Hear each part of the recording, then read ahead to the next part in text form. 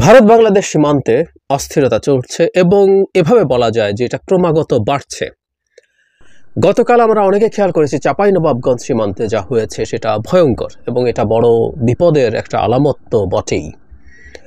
সে জায়গায় আসবো তার আগে আমরা খেয়াল করেছি নিশ্চয়ই গত বেশ কয়েকদিন ৮-১০ দিন হবে বিভিন্ন জায়গায় সীমান্তের বিভিন্ন জায়গায় সমস্যা হয়েছে। বিজিবি বিএসএফ মুখোমুখি হয়েছে, জনগণ কখনো কখনো বিজিবির সাথে গিয়ে দাঁড়িয়েছে।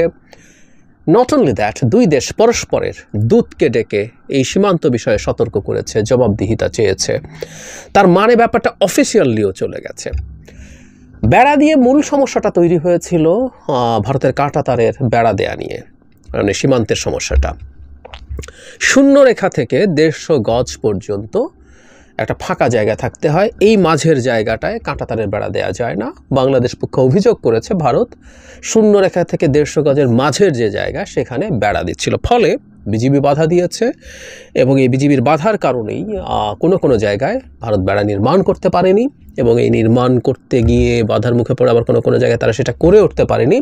ফলে একটা উত্তেজনা আসলে চলছিল এবং একটা প্রভোক করার টেন্ডেন্সি আছে ভারতের দিক থেকে। আবার উল্টো ভারতের মিডিয়া যদি আমরা দেখি, ভারতের বেশ কয়েকটা জায়গা যেখানে নিয়মিত বাংলাদেশ সম্পর্কে কথা বলা হয় সেখানে বাংলাদেশ প্রভোগ করছে এই ধরনের আলাপ তোলার চেষ্টা হয়েছে। চাঁপাইনবাবগঞ্জের ঘটনা ঘটার আগে আমার মনে হয় একটা জিনিস, দহগ্রামে যা হয়েছে সেটা একটু যদি দেখি সেটা আমাদেরকে সাহায্য করবে। ওখানেও কাঁটাতারের বেড়া দেয়া নিয়ে আমরা জানি এই ছিটমহলটা মূলত ভারতের ভূখণ্ডে অবস্থিত। ৩ বিঘা করিডোর দিয়ে ওখানকার জনগণ বাংলাদেশে চলাচল করে। এক চুক্তির বলে এটা এখন মানে পুরো সময় খোলা থাকার কথা আছে, কিন্তু নানা রকম সংকট তৈরি করা হয়েছে। ওখানেও কাঁটাতারের বেড়া দেয়া হয়েছে এবং সেই বেড়া দিয়ে নানান রকম সংকট তৈরি করা হয়েছে। ওখানে ৩ বিঘা দিয়ে বাস যেতে দেওয়া হচ্ছে না, ট্রাকে পণ্য পরিবহন করতে দেওয়া হচ্ছে না, চরম সংকট আছে। এবং এখানে একজনের একটা মন্তব্য আছে, সেই মন্তব্য যদি পড়ি তাহলে এই জিনিসটা ক্লিয়ার হবে। আমি আসবো যে ভারত কেন আসলে এই কাজটা করতে চাচ্ছে, এই মন্তব্য ইটস ভেরি ক্লিয়ার। আমরা ওই মন্তব্যে আসার আগে চাঁপাইনবাবগঞ্জের ঘটনার কথা বলি। এটা খুব বড় ভয়ের ব্যাপার, সেটা হচ্ছে দুই দেশের জনগণ এবার মুখোমুখি হয়ে গেছে এবং ভবিষ্যতে বাংলাদেশের সীমান্তরক্ষীদের নিশ্চিত হতে হবে যে কোনো সংকটে আসলে জনগণকে সামনে আনবো কিনা। আমরা জানি এর আগের বার যখন সীমান্তে সংঘর্ষ বা সংঘাতের পরিস্থিতি তৈরি হয়েছে তখন জনগণ বিজিবির পাশে দাঁড়িয়েছে এসে, এবং আমাদের স্বরাষ্ট্র উপদেষ্টা সেটাকে অভিনন্দন জানিয়েছেন। এই সাহসিকতা নিশ্চিতভাবেই একটা অভিনন্দন জানানোর ব্যাপার। কিন্তু একই সাথে এই প্রশ্নটা আসে, আমাদের একটা প্রফেশনাল বাহিনী আছে যাদেরকে আমরা রিলাই করতে চাই যে ভারতের যে কোনো রকম হুমকি বা যে কোনো রকম তার দিক থেকে প্রভোকেশনের মুখে আমাদের বাহিনী যথেষ্ট ভালো পারফর্ম করবে, তাহলে আমাদের জনগণ সেখানে গিয়ে কেন দাঁড়াবে, এই প্রশ্ন আসতে পারে। এবং এই ধরনের ঘটনা যেখানে যে কোনো মুহূর্তে গোলাগুলি হয়ে যাওয়ার পরিস্থিতি থাকে সেখানে জনগণের দাঁড়ানোটা হয়তো বা ঠিক হচ্ছে না এভাবে আমরা বলতেই পারি। গতকাল চাঁপাইনবাবগঞ্জে এবার পাল্টা হলো। আমরা ধারণা করতে পারি যে ভারত এটা কৌশল করেই করেছে। এবার যেহেতু অনেক মানুষের বিরুদ্ধে বিএসএফ দাঁড়িয়ে গেলে প্রকাশ্য দিবালোকে গুলি করলো, মানুষ হত্যা করলো, এটা টাফ, তারা তখন ভারতের জনগণ এবার এই সংঘাতে লিপ্ত হয়েছে।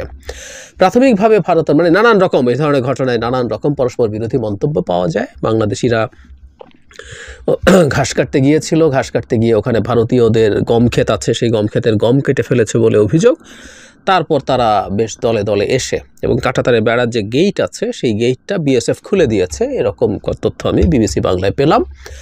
সেই গেট দিয়ে তারা এসে তারা বাংলাদেশিদের আম গাছ, উল্টো পাশেই আম বাগান ছিল, আম গাছ কেটে ফেলেছে, ডালপালা কেটেছে।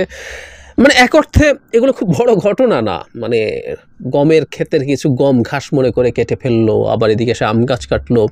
এরপর পরস্পরের বিরুদ্ধে শত শত মানুষ ঢিল ইটপাটকেল মারা শুরু করলো। এতে বাংলাদেশিদের অন্তত 5 জন আহত হয়েছে। নট অনলি দ্যাট, এক ধরনের হাতে তৈরি বোমা মারা হয়েছে।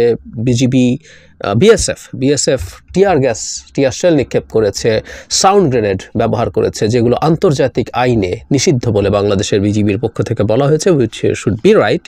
তো তার মানে নিয়ম বহির্ভূত কাজ করেছে এবং সংঘাতটা এই পর্যায়ে চলে গেছে। পরস্পর বিরোধী মন্তব্য আছে। বাংলাদেশ পক্ষ এটা কোনোভাবেই স্বীকার করছে না। বাংলাদেশের জনগণ যারা ওখানে ছিলেন তারা দাবি করেছেন যে ভারত থেকে তারা সরাসরি নিজেরাই এসে কোনো রকম কোনো উস্কানি ছাড়াই এই কাজটা করেছে। ঘটনা যেটাই ঘটুক না কেন, এখানে খুব তীব্র সমস্যা দেখছি আমরা। জনগণ এবার ইনভলভড হয়ে পড়ছে এবং একই জায়গায় চাঁপাইনবাবগঞ্জে যেই স্পেসিফিক জায়গায় গতকাল এত সংঘর্ষের ঘটনা ঘটলো, তার 150-200 গজ দূরেই কিন্তু এর আগে কাঁটাতারের বেড়া দেয়া নিয়ে সংঘাতের পরিস্থিতি তৈরি হয়েছিল। তার মানে সংঘাতের পরিস্থিতিটা কমছে তো নাই, এটা বরং বাড়ছে। কি হতে পারে? ভারতের দিক থেকে সরকারকে নানাভাবে স্ট্রেসড করার চেষ্টা হচ্ছে। দহগ্রামের ক্ষেত্রে যে ঘটনা ঘটেছে, এটা দেখলাম যে ওখানে শূন্য রেখায় তারা কাঁটাতারের বেড়া দিচ্ছেন। এই ধরনের একটা বেড়া দেওয়ার শেখ হাসিনার একটা চুক্তি করেছিলেন তাদের সাথে। সুতরাং টেকনিক্যালি তারা কাজটা আইনগতভাবেই করতে পারে, যেহেতু এই চুক্তি করেছেন। মানে খেয়াল করি আমরা যে ভারতের পারপাস তার মতো করে মেটানোর জন্য শেখ হাসিনা সবসময় এক পায়ে দাঁড়ানো ছিলেন, এটা আমরা ভালো মতো জানি। কিন্তু কেন এটা করছে?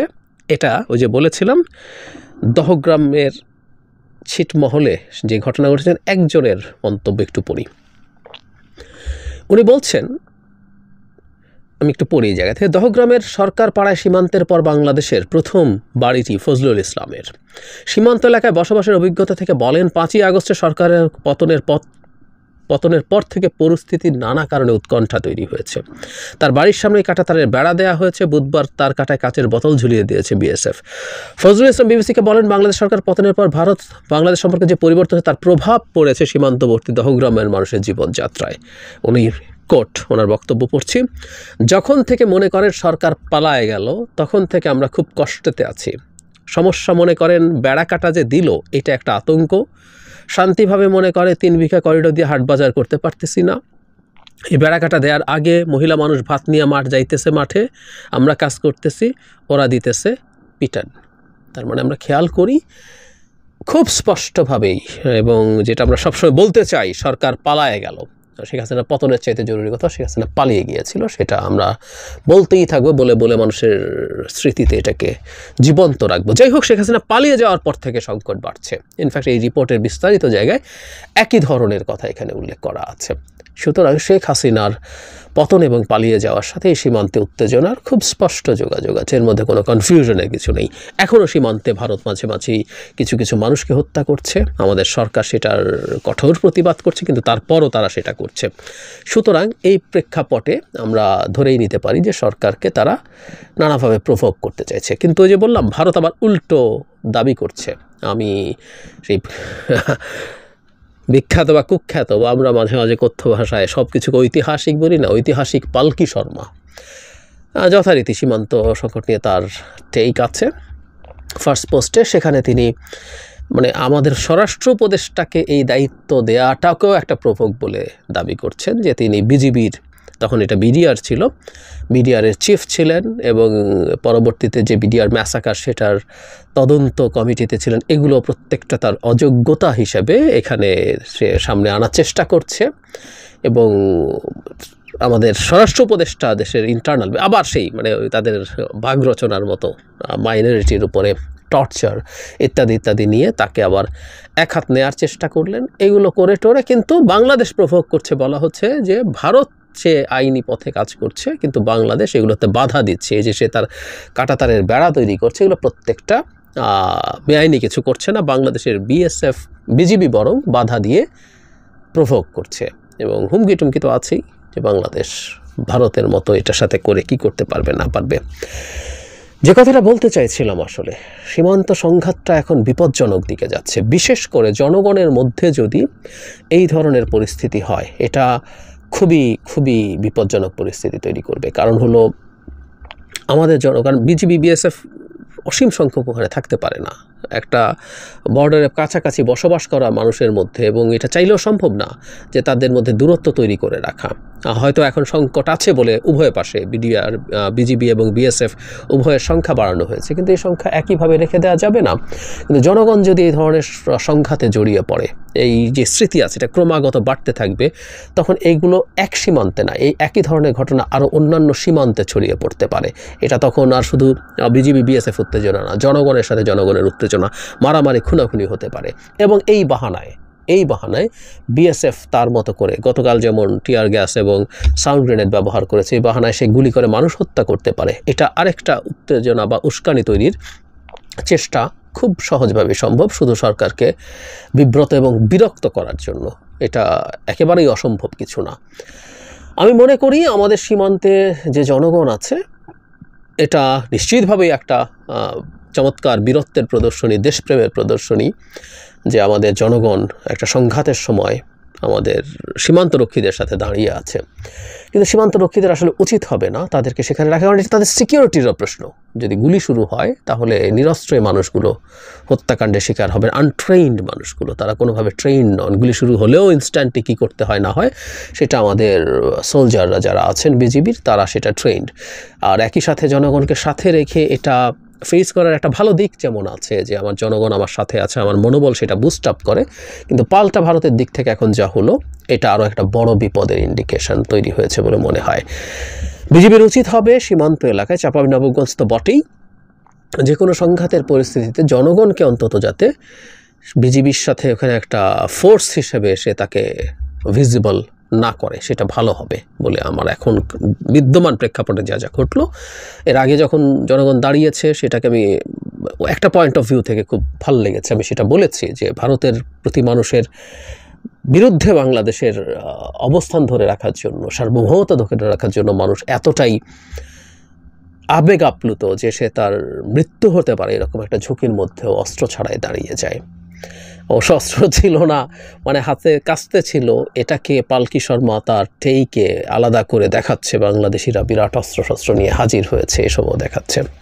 যাই হোক, সো এভাবে যাওয়াটা আমার মনে হয় না ঠিক হবে, এবং সীমান্ত বিপজ্জনক করে তুলতে চাইছে ভারত, সংঘাতপূর্ণ করে তুলতে চাইছে ভারত, যাতে ওই যে আমরা কথা বলি না, পানি ঘোলা করে ফেলার চেষ্টা করছে যাতে তারা মাছ শিকার করতে পারে। আমাদের খুব সতর্ক থাকতে হবে পানি যাতে ভারত খোলা করে তুলতে না পারে।